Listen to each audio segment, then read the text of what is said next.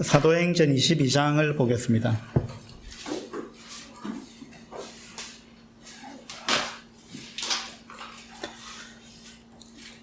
사도행전 22장 30절부터 23장 5절까지 읽겠습니다. 제가 읽을 텐데 여러분 들으시면서 또 눈으로 따라 읽으시면서 사도 바울이 지금 사내들인 공회에서 대제사장하고 이야기를 주고받는 이러한 내용인데, 이 바울의 태도가 어떠한지, 이 바울의 태도에서 무엇을 느끼는지 그런 부분들을 읽고 나서 말씀을 해주시면 좋겠습니다. 22장 30절입니다. 이튿날 천부장은 유대인들이 무슨 일로 그를 고발하는지 진상을 알고자 하여 그 결박을 풀고 명하여 제사장들과 온 공회를 모으고 바울을 데리고 내려가서 그들 앞에 세우니라. 바울이 공회를 주목하여 이르되, 여러분 형제들아, 오늘까지 나는 범사에 양심을 따라 하나님을 섬겼노라 하거늘, 대제사장 아나니아가 바울 곁에 서 있는 사람들에게 그 입을 치라 명하니, 바울이 이르되, 회칠한 담이여, 하나님이 너를 치시리로다. 네가 나를 율법대로 심판한다고 앉아서 율법을 어기고 나를 치라 하느냐 하니, 곁에 선 사람들이 말하되, 하나님의 대제사장을 네가 욕하느냐? 바울이 이르되, 형제들아, 나는 그가 대제사장인 줄 알지 못하였노라. 기록하였으되 너희의 백성의 관리를 비방하지 말라 하였느니라 하더라. 바울이 이제 천부장한테 체포되어 가지고, 천부장이 지금 바울이 무슨 죄를 지었는가 알고 싶어 가지고 이제 매질을 하려고 했는데, 바울이 나는 로마 시민이다 그렇게 이야기를 하는 바람에 천부장이 더 이상 어떻게 하지 못해 가지고 바울을 데리고 이제 공회에 데리고 온 것입니다. 그래서 이 공회에서 이제, 이 공회는 사내들인 공회인데, 이 사내들인 공회는 유대에 있어서 최고의 입법기관이고 최고의 재판기관입니다. 특별히 이제 종교적인 문제에 있어서 그러하죠. 그래서 이제 그 자리에 세워서 신문을 받게 하는 거죠. 그렇게 해서 이제 바울이 어떤 죄를 지었는지 알고 싶어 했습니다. 방금 읽은 이 구절에서 대제사장이 어떻게 했고 바울이 또 어떻게 하고 이런 내용들이 나오는데, 여러분 바울의 태도를 보면서 무엇을 느끼셨습니까?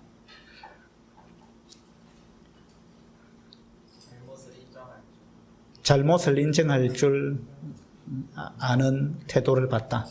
바울의 태도에서 잘못을 인정하고 사과하는 이러한 아름다운 모습을 봤다. 또 다른 의견이 있습니까? 당당하다. 바울이 아주 당당하다. 또 있습니까? 저는 여기서 바울의 이제 두 가지 모습을 봤는데요.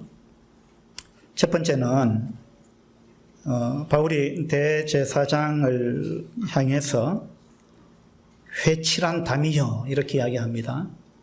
회칠한 담이여. 회를 칠했다. 담이 있는데 이 담이 부실하기 때문에 그 부실한 담을 튼튼한 어떤 담으로 그렇게 포장을 하기 위해서 담을 튼튼하게 다시 만들거나 이래 한 것이 아니고 거기다 그냥 페인트 칠을 했다 이 말입니다. 그러니까 이제 위장을 했다는 거죠. 사실은 부실한데 그것이 이제 튼튼한 것처럼 또 아름다운 것처럼 그렇게 포장을 했다, 그런 이야기입니다. 그래서 이제 바울이 대제사장 아나니아를 보고 회칠한 담이요 이렇게 이야기합니다. 그러니까 당신은 표리부동한 사람이다. 겉과 속이 다른 사람이다. 속에는 더러운 게 가득 있는데 겉으로는 의로운 척하고 앉아있다, 이런 이야기거든요. 그래서 회칠한 담이여 이렇게 이야기하면서 하나님이 너를 치시리로다 이렇게 이야기합니다. 하나님이 너를 칠 것이다. 그렇게 이야기하고 네가 나를 율법대로 심판한다고 앉아서 율법을 어기고 나를 치라 하느냐 이렇게 이야기했습니다. 물론 이제 아나니아가 잘못했죠. 아나니아가 대제사장인데 대제사장이 지금 바울이 어떤 죄를 갖고 있는지 신문을 해가지고 그렇게 해서 이제 바울이 죄인인지 아닌지를 드러내야 되는 재판장의 입장에 있습니다. 아나니아가. 그런데 지금 이 재판이 끝나지도 않았어요. 재판이 서로 이제 변론이 있어야 되는 거 아니에요. 이쪽 저쪽 뭐 변론이 있고 반론도 하고 뭐 해가지고 그렇게 해서 이제 대제사장이 이 죄를 객관적으로 명백하게 밝혀내야 되는 그런 사람인데 지금 뭔가 시작하는 마당에 몇 마디 말도 안 했는데 바울이 내가 양심을 따라 숨겼다 이랬는데 저 입을 치라 이랬단 말이에요. 그 이거는 이제 대제사장이 지금 아주 잘못한 겁니다. 그렇죠? 재판에 있어서 기본적인 것은 죄가 명백하게 밝혀지기 전에는 그 피고를 죄인이라고 하면 안 되는 거죠. 근데 이제 치라 했는데 입을 치라 이랬습니다. 여러분 이야기하는데 누가 여러분 입을 친 적이 있습니까? 그러니까 만약에 내가 뭘 이야기를 했는데 내 입을 콱 쳤다 누가 그러면 여러분 기분이 어떻겠어요? 굉장히 불쾌하겠죠. 근데 이제 입을 치라 이러는데 입을 치면은 어떻게 쳤겠어요? 그냥 살짝 때렸겠어요? 만약에 친다면. 그런 거 아니겠죠? 손바닥으로 입을 콱 내리쳤을 수도 있고 주먹으로 칠 수도 있는 겁니다. 근데 이제 입을 치라 이랬는데 바울이 상당히 이제 기분이 나빴겠죠? 그래서 바울이 이제 반격을 한 겁니다. 반격을 했는데 제가 볼 때 이 바울은 좀 가격하게 반격을 했다. 그런 생각이 들어요. 그래서 이 부분이 어떻게 보면 바울답다 이렇게 생각할 수도 있고 어떻게 보면 참 바울답지 못하다. 또 좀 더 정확하게 말하자면 예수님의 제자답지 못한 모습이다. 이제 저는 그런 생각이 들었습니다. 왜냐하면 주님은 욕을 당하시되 대신 욕하지 아니하시고 맞대어 욕하지 아니하시고 베드로전서에 이렇게 나오죠. 욕을 당하시되 맞대어 욕하지 아니하시고 고난을 당하시되 위협하지 아니하시고 이게 이제 주님의 태도예요. 주님이야말로 얼마나 억울한 일을 당했습니까? 그리고 얼마나 억울한 재판을 당했습니까? 근데 주님은 욕을 당하시되 맞대어 욕하거나 또 위협을 하거나 네가 내가 누군 줄 아느냐? 나중에 한번 보자. 너 죽을 줄 알아라. 네가 내가 누군지 알면은 그리고 내가 나중에 왕권을 가지고 정말 만왕의 왕으로 왔을 때 너 한번 보자. 뭐 주님이 이런 식으로 위협을 안 했다는 거예요.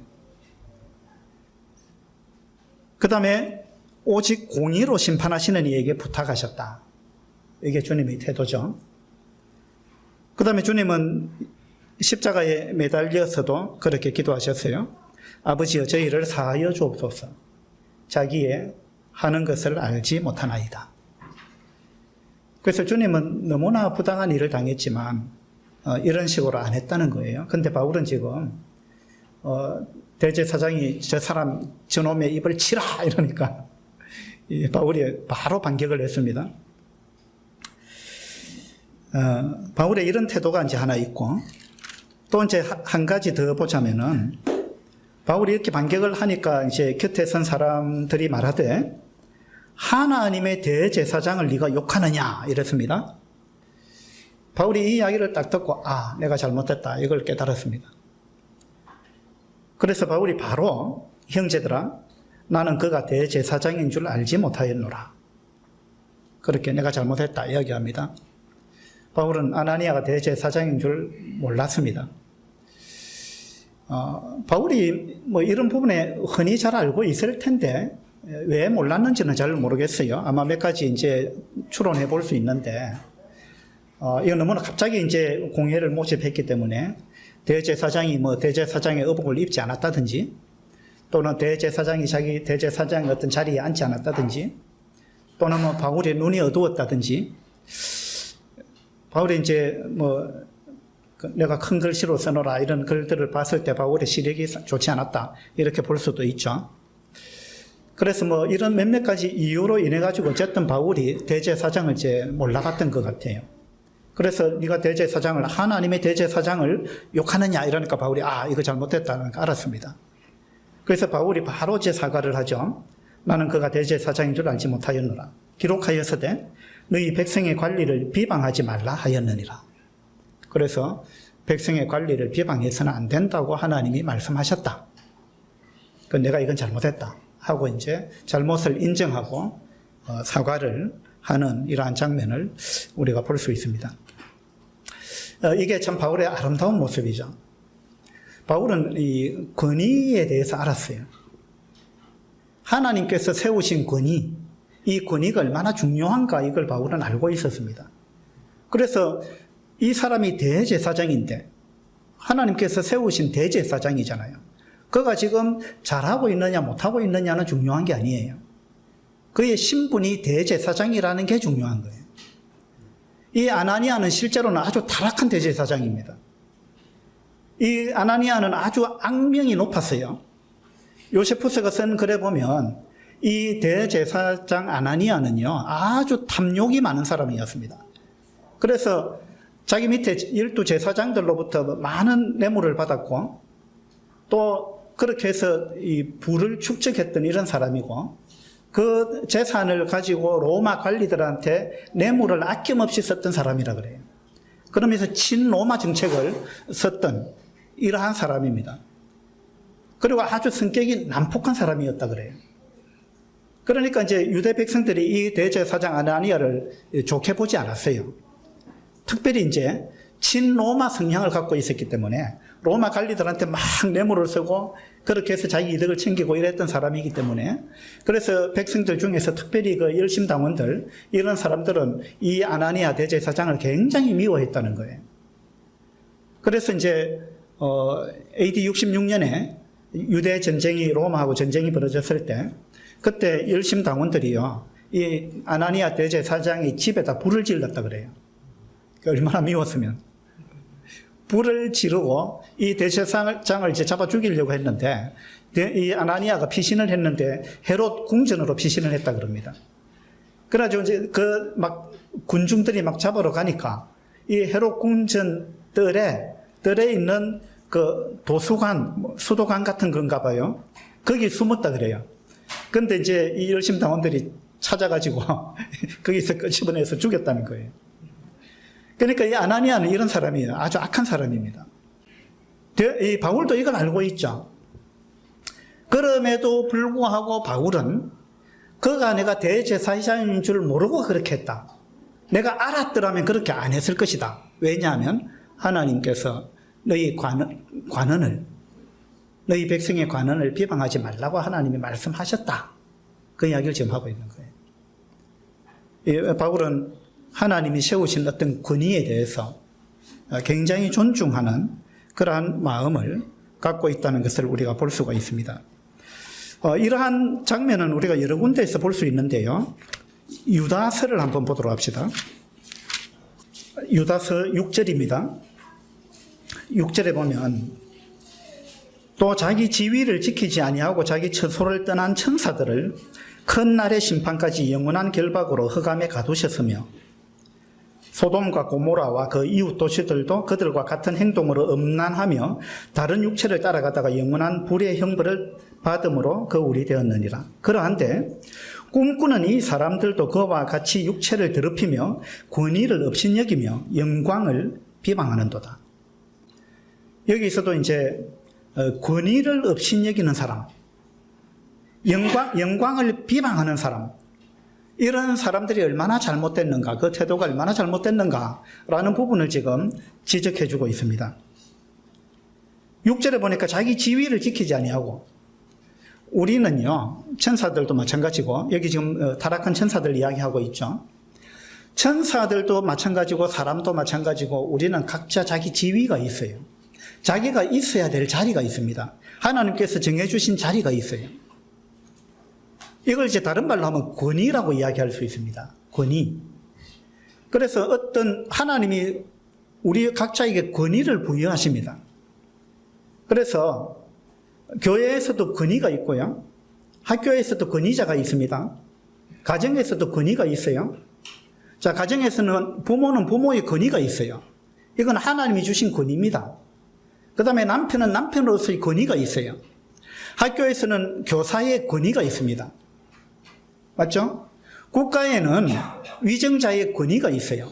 대통령의 권위가 있고 장관의 권위가 있고 그 다음에 경찰의 권위가 있어요. 우리는 이 권위 아래에 있습니다. 우리가 지금 어떤 권위 아래에 있는가? 또 하나님이 나한테 주신 권위는 무엇인가? 이 이제 권위가 다 다르죠. 교회에서는 교회에서 또 어떤 장로의 권위가 있고 교사의 권위가 있고 권위가 있습니다. 모든 곳에 직장에도 마찬가지입니다. 직장에도 권위가 있습니다. 하나님은 하나님으로서의 권위를 갖고 계세요. 이 권위가 없으면 질서가 없어집니다. 권위가 없으면 모든 질서가 엉망이 되어버립니다. 그리고 제대로 뭔가가 돌아가지가 않아요. 그래서 하나님은 이 권위를 주셨을 뿐만 아니라 하나님은 권위를 갖고 우주를 통치하시고 그 다음에 하나님은 또 우리에게 권위를 위임하시기도 하는 거예요. 그래서 우리가 이 권위가 얼마나 중요한가 이런 부분들을 생각하는 건 아주 중요합니다. 아주 필요한 것이고 바울은 이걸 지금 알고 있어요. 그래서 지금 유다서에서도 권위를 업신여기는 자, 자기 지위를 지키지 않는 자, 권위를 업신여기고 영광을 비방하는 자, 이런 부분을 아주 강하게 책망하고 있습니다. 여기 영광을 비방한다 그랬는데 이 영광은 원어로 보니까 천상의 존재들 이런 의미를 갖고 있어요. 천상의 존재들을 비방한다는 거예요. 그러니까 이 당시 이제 사람들이 이 천사들을 비방하는 사람들, 그 중에 특별히 타락한 천사들 이제 타켓이 되겠죠. 이 천사들을 비방하는 이러한 사람들이 있었다는 거예요. 그 다음에 권위를 업신여긴다. 그래서 이것은 굉장히 잘못됐다는 걸 지금 이야기하고 있는데 9절에 보면요. 천사장 미가엘이 모세의 시체에 관하여 마귀와 다투어 변론할 때에 감히 비방하는 판결을 내리지 못하고 다만 말하되 주께서 너를 꾸짖으시기를 원하노라 이렇게만 이야기했다는 거예요.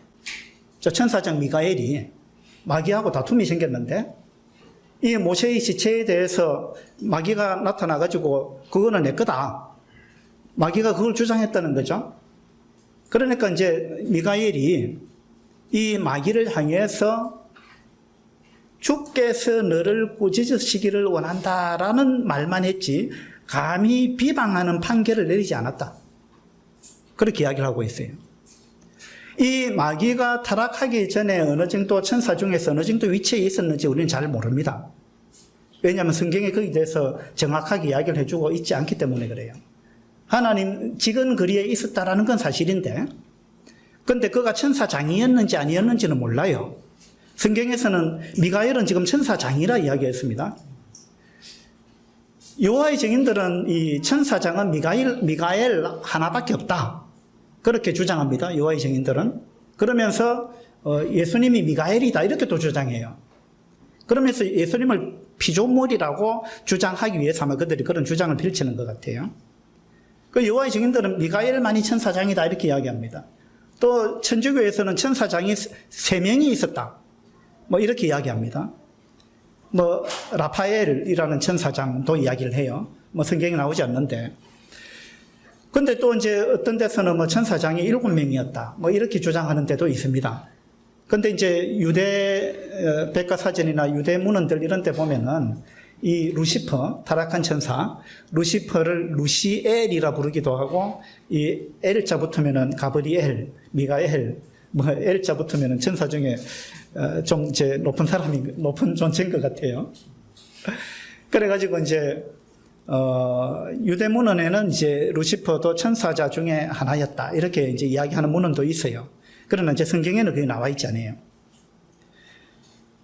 다니엘서에 보면은 이제 가장 높은 그 다니엘서 10장에 보면 미가엘을 소개하면서 가장 높은 뭐라 있어요? 근위자 중에 한 명이라 그랬어요. 한번 볼까요? 다니엘서 10장입니다. 다니엘서 10장 13절에 보면 그런데 바사 왕국의 군주가 21일 동안 나를 막았으므로 내가 거기 바사 왕국의 왕들과 함께 머물러 있더니 가장 높은 군주 중 하나인 미가엘이 와서 나를 도와주므로, 여기서는 이제 미가엘을 가장 높은 군주 중 하나다 이랬습니다. 그러니까 이제 이와 같은 표현들로 봤을 때 미가엘이 천사장인 건 맞는데 천사장이 여러 명일 수도 있다라는 걸 이제 우리가 유추해 볼 수도 있습니다. 이런 말씀을 통해서요. 그 제가 뭐 천사에 관해서 지금 쭉 이야기를 하고자 하는 게 아니고, 어쨌든 하나님께서는 천사들도 그렇고 사람도 그렇고 하나님은 각자의 어떤 위치를 줬다는 거예요. 권위를 하나님께서 정해 주셨다는 겁니다. 그래서 이제 유다서에서도 이 권위를 업신여기는 것, 이런 부분에 대해서 책망을 하고 있는데, 천사장 미가엘도 함부로 마귀한테 함부로 이야기 안 했다. 왜? 천상의 존재였기 때문에. 그에게도 영광이 주어졌다는 거죠. 하나님 주신 영광이 있었다는 거죠. 그 미가엘은 마귀를 향해서도 이 부분을 존중했다는 거예요. 그러니까 이제 우리가 이 권위를 업신여기는 거, 이거는 심각한 문제예요. 이런 말씀들을 통해서 보게 될 때, 제가 이 말씀을 드리는 거는 우리가 권위주의자가 되자는 이야기가 아니에요. 권위를 아나니아처럼 권위를 그런 식으로 나쁘게 행사하면 안 되는 거예요. 권위는 주님처럼 행사해야 됩니다. 주님은 모든 권위를 가지신 분이지만, 최고의 권위를 가지신 분이지만 주님은 온유하셨고 주님은 사람을 섬기셨어요. 그것이 하나님이 원하는 권위자의 모습이에요. 권위가 있지만 그 권위를 포괄적으로 쓰지 않았다는 거예요. 그래서 이제 권위가 주어진 사람은 내가 하나님처럼 권위를 사용해야 되겠다 라는 마음을 가져야 돼요. 그런데 권위 아래에 있는 사람은 이 권위를 절대적으로 존중해야 된다는 거예요. 이제 오늘 이제 그 말씀을 드리고 싶은 건데,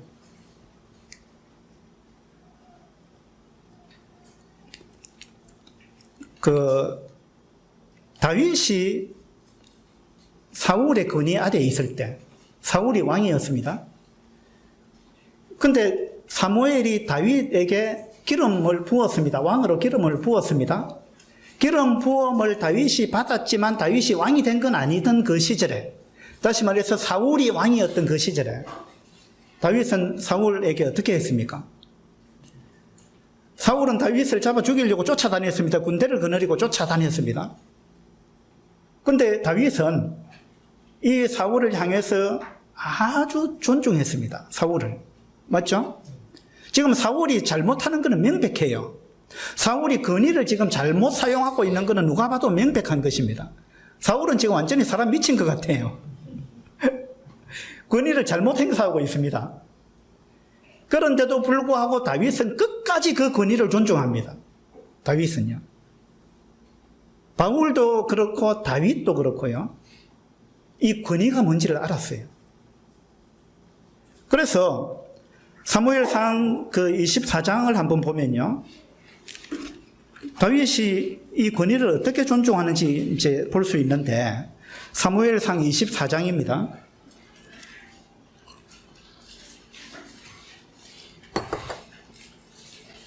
24장 5절을 보겠습니다. 그리한 후에 사울의 옷자락 뱀으로 말미암아 다윗의 마음이 찔려 자기 사람들에게 이르되, 내가 손을 들어 여호와의 기름 부음을 받은 내 주를 치는 것은 여호와께서 금하시는 것이니 그는 여호와의 기름 부음을 받은 자가 됨이니라 하고, 다윗이 이 말로 자기 사람들을 금하여 사울을 해하지 못하게 하니라. 이 사울이 지금 다윗이 숨어있는 굴 속에 들어왔잖아요. 그래가지고 사울은 모르고 있고 다윗은 이걸 다 보고 있는 거죠. 죽일 수 있는 절호의 기회가 왔습니다. 그런데 다윗은 사울을 죽이기를 두려워했습니다. 이건 하나님이 원하는 게 아니다. 내가 하나님께 이건 반역하는 거다. 다윗은 그런 생각을 가졌습니다. 그래서 칼로 가지고 그 옷자락만 조금 뱄습니다. 옷자락만 조금 뱄어요. 그 나중에 이제 그걸 갖고 내가 당신 죽일 수도 있었는데 그래 안 했다 이야기하고 싶었던 거죠. 근데 옷자락을 조금 뱄는데 다윗은 그것 때문에 양심의 찔림을 받은 거예요. 내가 내 위에 권위자의 옷자락을 내가 베었다. 이것 자체 때문에 양심에 찔린 거예요. 이 다윗의 태도는 이러했습니다. 그 내 위에 있는 권위자가 잘하느냐 잘못하느냐가 지금 중요한 게 아니에요. 그 사람이 내 위에 있는 권위자다. 나는 그 아래에 있다. 하나님이 이걸 정해주셨다는 거예요. 다윗은 이것을 인정했습니다. 이걸 굉장히 다윗은 중요하게 생각했습니다. 나중에 이제 전쟁 중에 사울이 죽잖아요. 그런데 그 젊은 청년 한 명이 쫓아와가지고 다윗한테 쫓아왔고 내가 사울을 죽였다 자랑했습니다. 실제로는 아닙니다. 거짓말한 거예요. 칭찬받으려고 포상을 받으려고 거짓말을 했죠.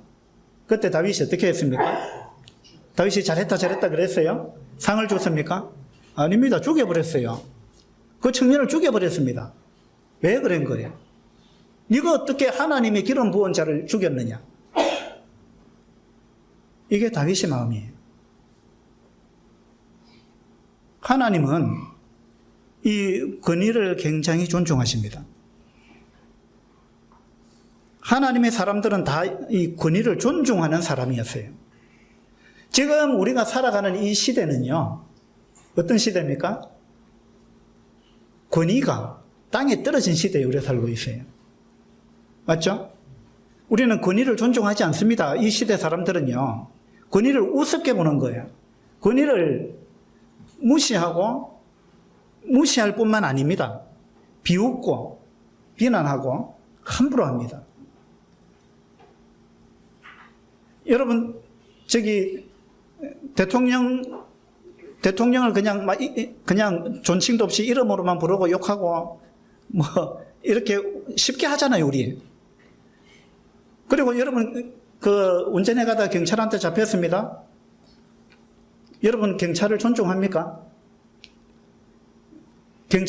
내가 경찰의 그 권위 아래에 있다는 걸 여러분 알고 계세요? 함부로 하잖아요. 경찰서에 옛날에는 안 그랬거든요.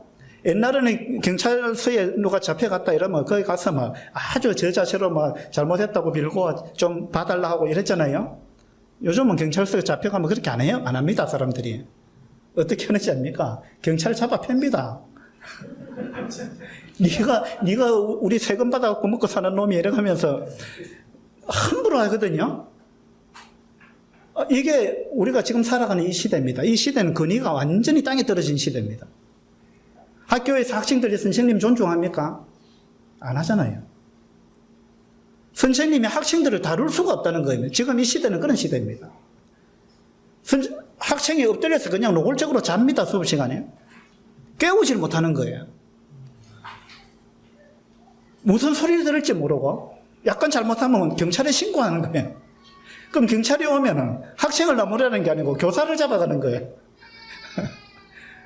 지금 이런 시대에 우리가 살고 있습니다. 이건요, 어디든지 마찬가지입니다. 이건요, 가정에서도 그렇고요. 자녀가 부모의 권위를 존중합니까? 부모 말 잘 듣습니까? 한 번에 순종하는 자녀 잘 없습니다. 왜 그래야 되는데요? 왜요? 언젠가 우리 아들이 우리 그 손자 하원이 보고 그러더라고요.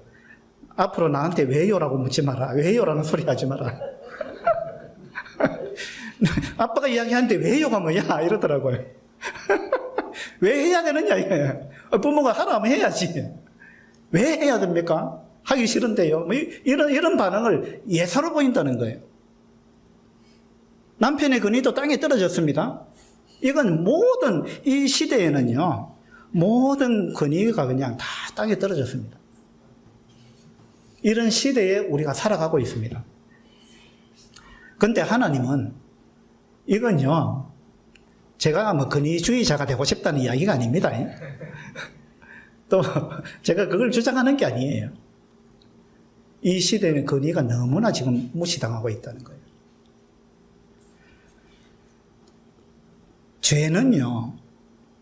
죄는 권위에 대해서 반항하는 게 죄입니다. 권위에 대해서 불순종하는 게 죄예요. 맞잖아요. 맨 처음 이 우주에 죄를 갖고 들어온 그 타락한 천사 사탄을 한번 보세요. 이 사탄이 자기가 피조물인 걸 망각했어요. 자기가 가장 높은 구름에 올라서 하나님과 비길이라 하나님과 같이 되고 싶다. 이거 뭐예요? 하나님의 권위를 지금 도전한 것이고 하나님의 권위를 인정하지 않는 거예요. 이건 교만이잖아요. 그렇게 해서 천사가 타락했습니다. 인간도 마찬가지입니다. 아담과 하와가 타락한 것도 교만에서부터 온 거거든요. 교만해가지고 자기가 하나님과 같이 되려고 한 거예요. 하나님의 권위 아래에 있는 걸 즐기지 않았다는 겁니다. 모든 죄는 여기서부터 출발합니다. 자, 다윗은 사울의 권위를 존중했습니다. 그런데 사울은 한번 보세요. 사울은 자기 위에 있는, 이 종교적으로 봤을 때 자기 위에 있는 권위자 사무엘 선지자, 제사장이 있었잖아요. 그러면 자기가 비록 왕이라 할지라도 왕은 제사를 주관하는 직책을 갖고 있지 않습니다. 왕이 제사를 주관해서 제사장 역할을 하게 되면 이거는 월권을 하는 거예요. 이건 권위를 무시하는 겁니다. 근데 사울은 그렇게 했잖아요. 사울은 권위를 존중하지 않았습니다. 자기가 제사를 주관했습니다. 그리고 하나님이 그 아말렉의 모든 것을 진멸하라 그랬습니다. 사울은 그렇게 했습니까? 안 했잖아요. 불순종했습니다. 이건 뭐예요? 권위를 무시했다는 거예요. 우리가 권위를 존중한다는 말은 내 권위자의 말을 듣는다는 거예요. 권위자의 말에 순종한다는 겁니다. 사울은 그걸 안 했습니다. 그래가지고 사무엘 선지자가 와가지고 저 짐승들 울음소리가 뭐냐? 왜 당신은 하나님 말씀대로 안 했느냐? 왜 진멸하지 않았느냐? 이 사울은요, 변명할 말이 있었어요. 아, 그거 좋은 것들만 남겨놨다. 왜? 하나님께 제사 드리려고. 이건요, 변명입니다. 핑계예요. 그럴듯하게 들리죠. 그렇지만 네가 진심으로 그렇게 했다 할지라도 그건 잘못된 거다. 왜 잘못된 거냐? 하나님은 번제보다도 뭘 하나님이 좋아하신다고 했어요? 순종하는 걸 좋아하신다. 하나님이 원하는 건 순종이지. 네가 뭐 제사를 많이 드리고 뭐 그걸 내가 원하는 게 아니라는 거예요, 하나님은. 사무엘상 15장을 한번 볼까요? 22절입니다. 22절. 사무엘이 이르되 여호와께서 번제와 다른 제사를 그의 목소리를 청종하는 것을 좋아하심 같이 좋아하시겠나이까? 하나님이 번제를 좋아하시는 분이 아니다. 제사를 많이 드리는 그걸 좋아하시는 분이 아니다. 하나님은 하나님의 목소리를 청종하는 걸, 그걸 하나님은 좋아하신다. 왜 하나님의 권위에 순복하지 않느냐 이 말입니다.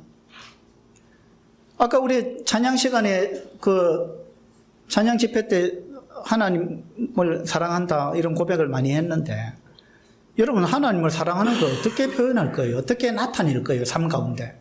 삶 가운데 여러분이 하나님을 사랑하고 있다는 걸 어떻게 드러낼 것입니까? 하나님 말씀에 순종하는 거예요. 그게 하나님 사랑하는 겁니다.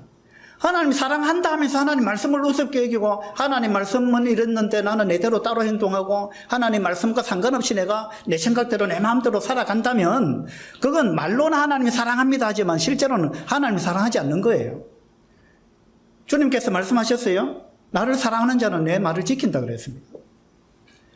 권위 아래에 있는 사람이 권위 위에 있는 사람을 사랑하는 것은요, 그 말씀을 지키는 데 있는 거예요. 순종하는 거예요, 순종. 불순종은 불순종은 반항하는 것이고 거역하는 거거든요. 이건 권위에 대한 도전입니다. 이건 아주 심각한 죄죠.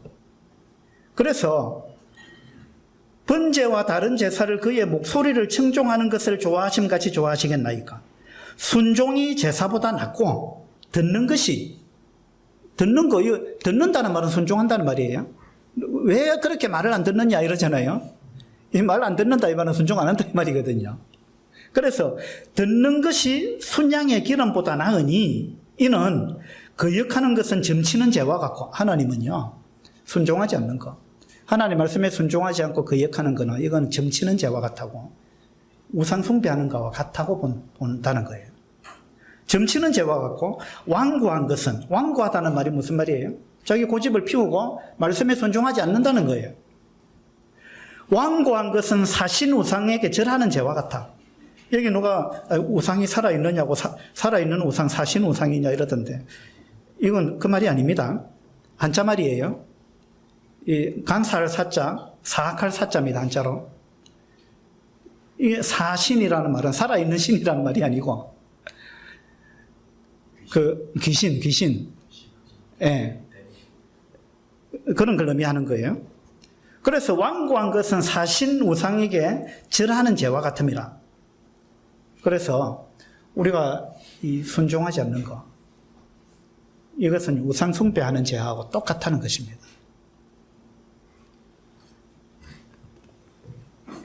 말세의 특징을 디모데후서 3장에서 이야기하고 있죠. 말세에 고통하는 때가 이르리니 사람들이 자기를 사랑하고 또 어떻게 한다 그랬어요? 돈을 사랑하고 또 부모를 거역하며, 맞죠? 이게 말세의 특징이에요. 말세의 특징은 뭡니까? 권위를 거역하는 데 있는 거예요. 권위를 거역하는 것. 지금 우리 그런 시대에 살고 있습니다. 에베소서에서는요, 이런 세대를, 또 죄인을 에베소서에서는 어떤 특정한 단어로 부르고 있는데요. 한번 볼까요? 에베소서 2장입니다.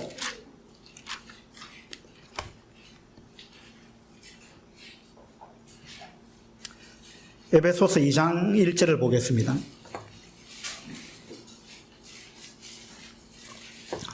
2장 1절에 그는 허물과 죄로 죽었던 너희를 살리셨도다. 그때에 우리가 구원받지 못하던 때, 그때에 너희는 그 가운데서 행하여 세상 풍조를 따르고 공중의 권세 잡은 자를 따랐으니 곧 지금 불순종의 아들들 가운데서 역사하는 영이라. 자, 여기서 죄인들을 어떤 단어로 지금 표현했어요? 불순종의 아들들. 죄인의 다른 말은요, 불순종의 아들들입니다. 불순종하는 자는 죄인입니다. 권위를 업신여겨서 그 권위자의 말에 순종하지 않는 것은, 그건요, 불순종은 하는 것이고, 그것은 바로 죄라는 거예요. 우리는 구원받기 전에 다 불순종의 아들이었어요. 맞죠? 불순종의 아들이에요. 근데 구원받기 전에는 우리가 불순종의 아들들이었는데, 구원받고 나서는 그럼 어떻게 된 겁니까? 우리가 어떻게 변했다는 거예요? 순종의 아들로 바뀌었다 이 말입니다. 맞죠? 하나님은 이 세상 사람을 두 부류로 본다면, 하나님의 권위에 불순종하느냐, 하나님의 권위에 순종하느냐, 이렇게 본다는 거예요. 이건요, 믿음과 순종은 동의어입니다. 그래서 복음을 믿지 않는 자, 이렇게 성경은 표현을 잘 안 합니다. 복음에 순종하지 않는 자, 이렇게 이야기합니다. 맞죠? 하나님은 지금 순종하느냐 안 하느냐, 이런 관점에서 사람들을 보고 있는 거예요. 요한복음 3장을 한번 보도록 합시다. 36절에 보면 아들을 믿는 자에게는 영생이 있고 아들에게 순종하지 아니하는 자는 영생을 보지 못하고. 자, 여기도 보세요. 믿음과 순종을 똑같이 쓰고 있습니다. 같은 단어로 쓰고 있는 거예요. 아들을 믿는 자에게는 영생이 있고 아들을 믿지 아니하는 자는 영생을 보지 못하고, 이래야 맞는데 뭐가, 그죠? 근데 아들을 믿는 자에게는 영생이 있고 아들에게 순종하지 아니하는 자는 영생을 보지 못하고, 이게 뭐예요? 믿음과 순종은 같은 거라는 거예요. 하나님을 믿지 않는다 이 말은 하나님께 순종하지 않는다 그 말입니다. 하나님을 믿지 않는다 이 말은 하나님의 권위를 인정하지 않는다 그 말이에요. 그래서 하나님은 이 권위를 아주 중요하게 생각하시는 분입니다. 권위를 무시하는 것을 하나님은 아주 악하게 보시는 거예요. 그런데 지금 이 시대 우리는요, 이런 생각이 없어요. 이런 감각이 없습니다. 권위를 정말 우습게 보는 거예요. 그러면 하나님은 왜 권위를 이렇게 존중하고 권위를 중요하게 생각하느냐 하면 그건 다 우리를 위해서 그런 거예요. 우리의 행복을 위해서 그런 거예요. 자, 가정에서 아내가 남편의 권위를 무시해 보세요. 그 가정 절대 행복하지 못합니다. 행복할 수가 없어요. 자녀가 부모의 권위를 무시해 보세요. 그 가정이 온전한 가정이 될 수가 없습니다. 학교도 마찬가지고 직장도 마찬가지고 교회도 마찬가지고 모든 조직은 똑같습니다. 하나님께서 주신 권위가 있어요. 그래서 우리 그리스도인들은 이 하나님의 뜻을 우리가 분별할 줄 알아야 되고 존중할 줄 알아야 돼요. 바울이 했던 것처럼 바울이 내가 대제사장인 줄 몰랐다. 대제사장한테 내가 이렇게 하면 안 된다. 그걸 바로 인정했습니다. 이 바울은 권위가 뭔지를 알았어요. 그래서 우리도 세상 사람들처럼 권위를 막 함부로 생각하고 무시하고 우리가 경찰을 향해서든 또 위정자들을 향해서든 우리가 믿지 않는 사람들처럼 똑같이 그런 식으로 해서는 안 된다는 거예요. 우리는 그 권위를 존중해야 됩니다. 권위는요, 이 권위는 누가 똑똑하냐, 똑똑하지 않느냐, 누가 더 우월하냐, 누가 열등하냐, 그런 이야기가 아니에요. 아내가 생각할 때 내가 남편보다 똑똑한데, 이렇게 생각해서 남편의 권위를 우습게 여길 수 있습니다. 그런데 권위는 똑똑한 거하고 상관이 없어요. 우리가 대통령이 뭐 똑똑해서 존중합니까? 그런 거 아니에요. 경찰이 내보다 똑똑해서 내가 존중합니까? 그런 거 아니에요. 하나님이 주신 권위가 있기 때문이에요. 권위가 있기 때문에. 부모가 나보다 더 똑똑하기 때문에 존중하는 거, 그건 아니에요. 부모이기 때문에 우리는 존중하는 겁니다. 부모이기 때문에. 그죠? 고린도전서 11장에 보면 여자의 머리는 남자요, 남자의 머리는 그리스도요, 그리스도의 머리는 하나님이다 이랬습니다. 그러면 그리스도하고 하나님하고 이 뭡니까? 동등한 분이잖아요. 삼위일체라 그러잖아요. 우열이 없어요, 사실은. 아버지 하나님과 예수님과 성령님이 무슨 우열이 있겠어요? 거기에 뭔가 뭐 차이가 있습니까? 뭔가 똑똑함에 있어 차이가 있어요? 어떤 차이가 있어요? 사실은 한 분이에요. 그런데 예수 그리스도께서는 아버지 하나님의 권위 아래에 들어가신 거예요. 이거 누가 똑똑하냐 문제가 아닙니다. 그래서 예수님은 아버지 하나님의 권위를 절대적으로 존중했습니다. 이 땅에 오셔서 철저히 순종했습니다. 맞죠? 왜 그렇게 하셨느냐? 우리 인간이 하나님의 권위에 순종하지 못하는 모습을 아담 때부터 하나님은 보셨잖아요.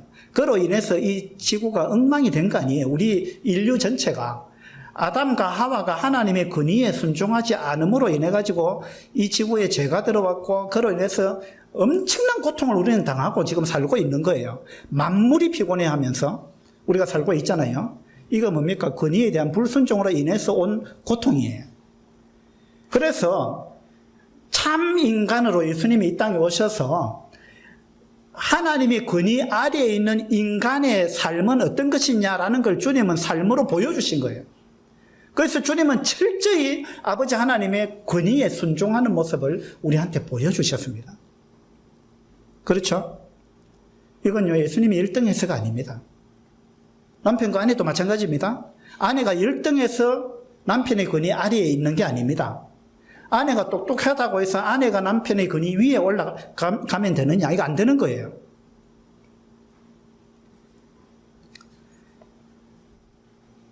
이 시대에는요,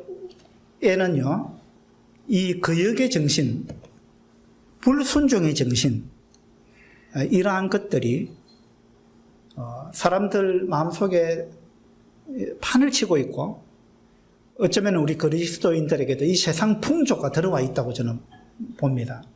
이 세상 풍조예요, 이런 거는. 그래서 권위에 대해서 우리가 그러한 마음을 갖고 있기 때문에 우리는 쉽게 권위자를 비방합니다. 그리고 비판하는 거예요. 판단합니다. 이건요, 두려운 거예요. 이건 조심해야 되는 겁니다. 권위에 대해서 아는 사람은요, 자기 위의 권위자를 그렇게 비방하지 않습니다. 다윗처럼, 바울처럼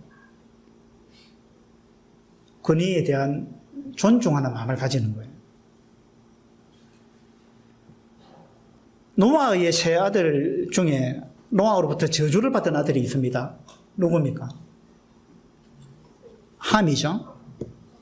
왜 저주를 받았습니까? 노아가 포도주 먹고 술이 취해가지고 빨가벗고 누워 있었습니다. 누가 먼저 봤어요? 함이 봤습니다. 함이 보고 나와가지고 막 셈과 야벳한테 아버지가 이런 꼴을 하고 빨가벗고 세상에 누워 있다고 술 취해가지고 막 험담을 하고 그렇게 했습니다. 자기 형제들이 맞장구 쳐줄 줄 알았는데 맞장구 친 게 아니에요. 셈과 야벳은 아버지를 덮어줄 걸 들고 어떻게 들어갔어요? 뒷걸음질 쳐서 들어갔습니다. 안 보려고. 이게 함의 모습과 함의 두 형제의 큰 차이점이에요. 물론 자기 아버지가 실수했죠. 아버지가 잘못했죠. 잘못했지만 아버지가 잘못한 것을 대하는 함의 태도와 그 다른 두 아들의 태도는 판이하게 달랐다는 거예요. 자기의 권위자가 잘했느냐 못했느냐 그거는 하나님께 맡겨야 돼요. 그건 내가 판단할 문제가 아닙니다. 내가 어떻게 할 수 있는 문제가 아니에요. 그래서 이 함은 저주를 받았습니다. 여러분이 권위를 정말로 권위가 중요하다는 거, 권위를 존중한다면은요, 권위자를 함부로 판단하지 마세요. 오히려 그 권위자를 여러분 허물을 덮어줘야 돼요. 이 노아의 두 아들처럼 허물을 덮어주고 위로하고 격려해야 됩니다. 자, 여러분 어린애도 격려를 받을 필요가 있지만은 지도자도 격려를 받아야 되거든요. 그렇게 생각 안 합니까? 지도자는 그냥 비판의 대상입니까? 공격의 대상입니까? 지도자도 격려해야 돼요. 그게 정말 권위가 뭔지를 아는 태도예요. 자, 여러분 위에 있는 권위자 격려해 본 적이 있어요? 위로하고 격려해 보셨어요? 칭찬해 보셨어요? 우리는 그런 데 너무 익숙하지 못해요. 비판은 잘하죠.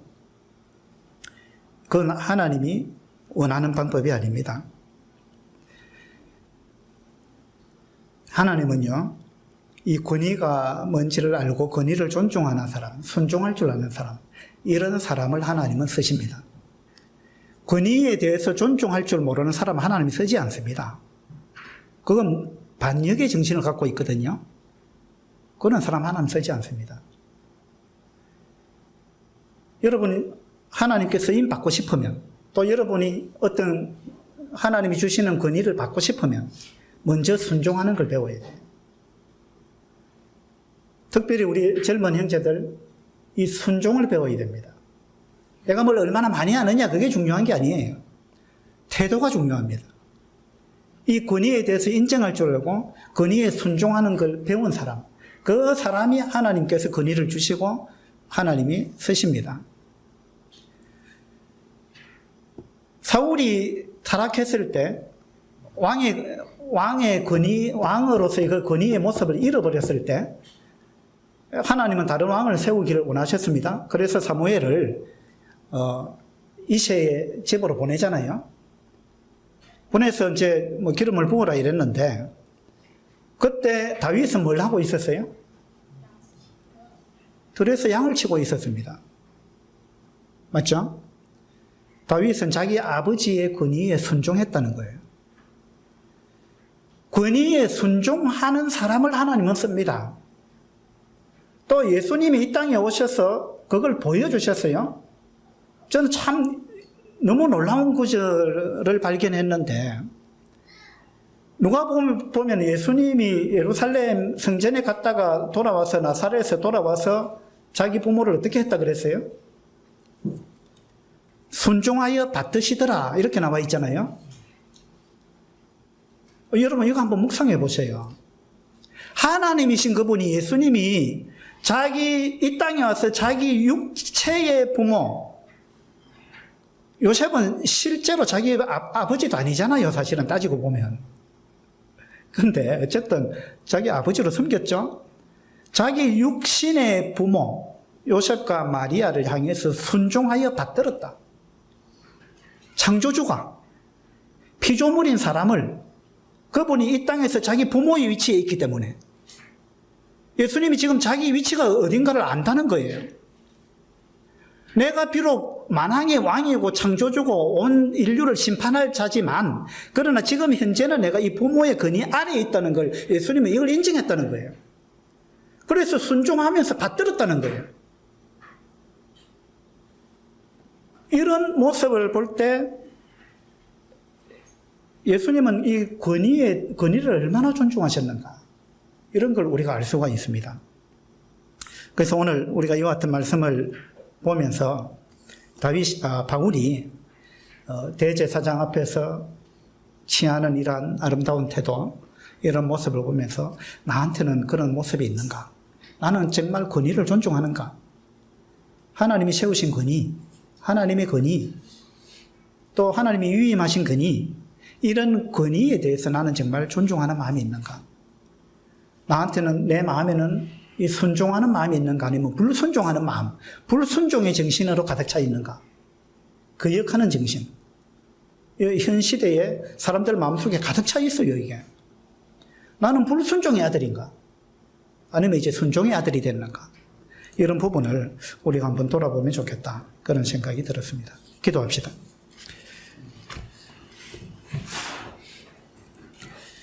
아버지 하나님,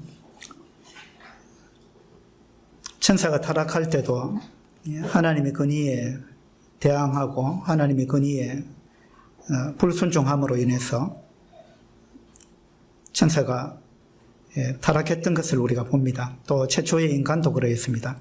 그리고 지금 이 시대는 얼마나 권위를 무시하고 불순종하는 이러한 시대인가라는 걸 우리가 살펴보았습니다. 또 하나님은 권위를 얼마나 중요하게 생각하시는가, 이러한 부분을 또한 보았습니다. 많은 믿음의 선진들이 이 권위를 알았고 이 권위를 존중하는 이러한 모습을 보였습니다. 우리가 이 시대의 풍조에 휩쓸리지 않도록 아버지 하나님 도와주셔서 권위를 존중하는 그러한 마음을 가질 수 있도록 도와주시기를 바랍니다. 감사드리며 우리 주 예수 그리스도 이름으로 기도드립니다. 아멘. 수고하셨습니다.